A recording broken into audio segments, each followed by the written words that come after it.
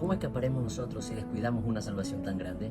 Hebreos capítulo 2, versículo 3 realmente enseña que la salvación la podemos perder si la descuidamos. Para esto debemos de buscar el contexto de aquel pasaje bíblico. No podemos descontextualizar un versículo donde podemos caer en la interpretación privada. Para eso debemos de analizar quiénes eran los hebreos, 1 y 2, el contexto de aquel pasaje bíblico. Primera pregunta. ¿Quiénes eran los hebreos? Primero, la palabra hebreo viene del hebreo mismo, valga la redundancia, ivri, que significa el que cruza o el del otro lado. Posiblemente hace referencia a Abraham, quien cruzó el río Éufrates para ir a la tierra de Canaán. Eso está en Génesis capítulo 14, verso 13.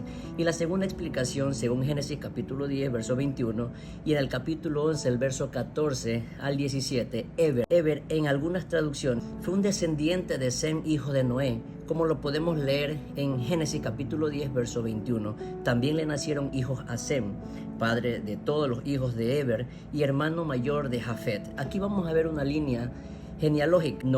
De Noé vino Sem, de Sem Arfaxad, de ahí Sala, Eber, Pelec, Reú, Serug, Taré y Abraham. Por tanto, Abraham fue descendiente de Eber. Por eso es que a los israelitas, a los judíos, se les llaman los semitas. Y ahora podemos entender que tanto el pueblo de Israel y los judíos se le puede llamar que vienen de los hebreos, sea cual sea la explicación. El segundo punto es que Hebreos no es una carta.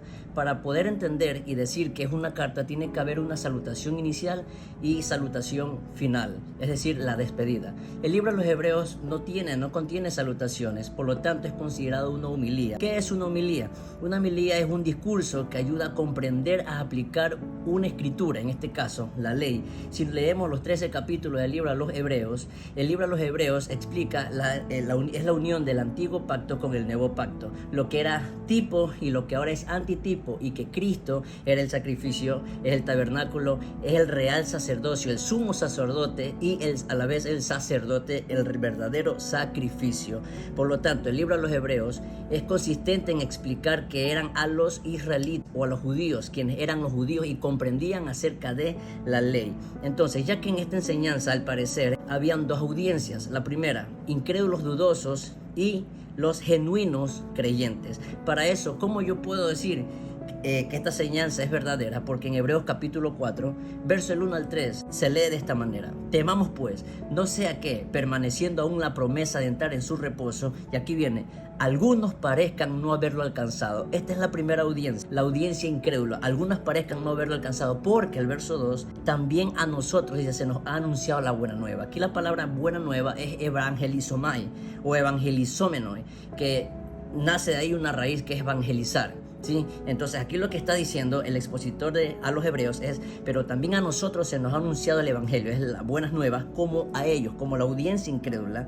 Pero miren lo que dice: pero no les aprovechó el oír la palabra por no ir acompañada de la fe en los que lo oyeron. Y aquí viene la segunda audiencia, los creyentes. Pero los que hemos creído entramos en el reposo de la manera que dijo: por tanto juré en mi ira, no entrarán en mi reposo, aunque las obras suyas estaban acabadas desde la fundación del mundo. Por eso la homilía o libro a los hebreos empieza evangelizando y explicando de quién era realmente Jesucristo. Hebreos capítulo 1, verso 1, miren cómo empieza: Dios, habiendo hablado muchas veces y de muchas maneras en otros tiempos a los padres por los profetas. Y ahí es donde empieza a exaltar a Jesucristo, donde lo pone como sobre los ángeles, donde lo pone sobre Moisés, y aún a los ángeles los mandan a adorar. ¿Por qué motivo? Porque en el Qumran, en los manuscritos del Mar Muerto, dice que hay textos como el cántico, los sacrificios del sábado o el cántico a los ángeles. Sin embargo, algunos de sus prácticas rozaban la veneración o la adoración a los ángeles. Por eso es que vamos a ver aquí 3 puntos.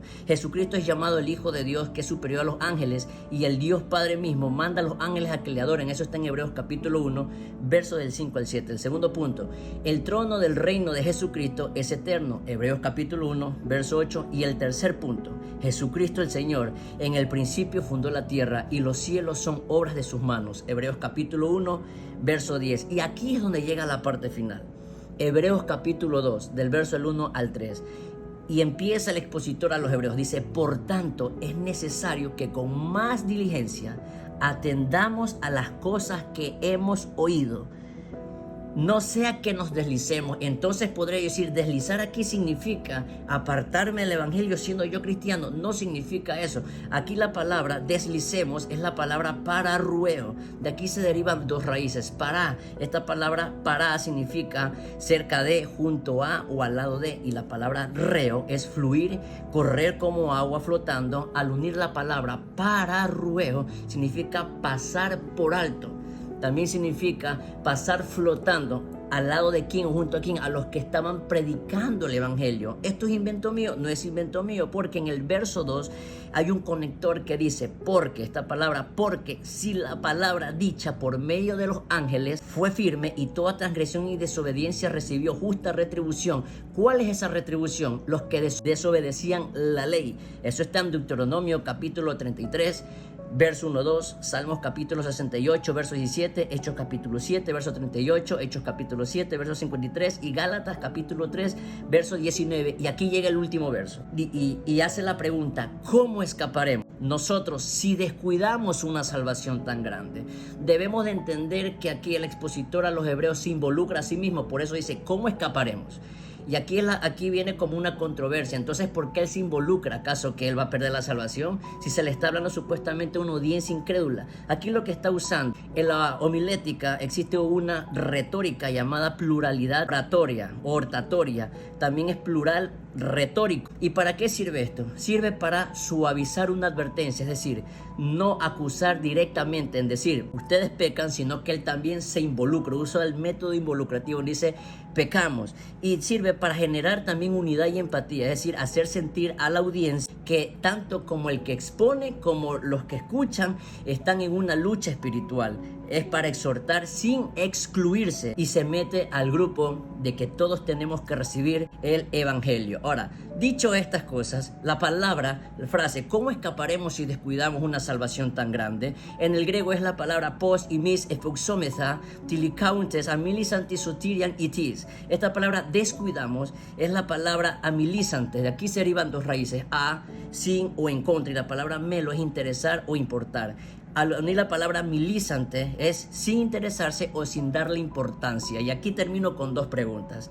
La primera, si se está evangelizando y se supone que ya son creyentes, ¿cómo se va a evangelizar a personas que son creyentes, que son cristianos? Podemos entender conforme al contexto y a las dos palabras claves, pararrueo, pasar por alto un mensaje. Y el segundo, le dice, no sea que nos deslicemos o no sea que no le prestamos atención o nos demuestremos desinteresados. Está haciendo una hipótesis. Y aquí viene Juan capítulo 14, verso del 23 al 24.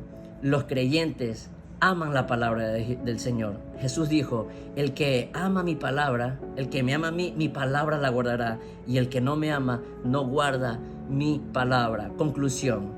Este pasaje bíblico, ¿cómo escaparemos si descuidamos una salvación tan grande? No enseña que si usted descuida la salvación, la va a perder y se va a condenar al infierno, sino que más bien estimula al incrédulo, al dudoso, a que no pase por alto el mensaje de la salvación y que no se muestre desinteresado a la palabra de salvación.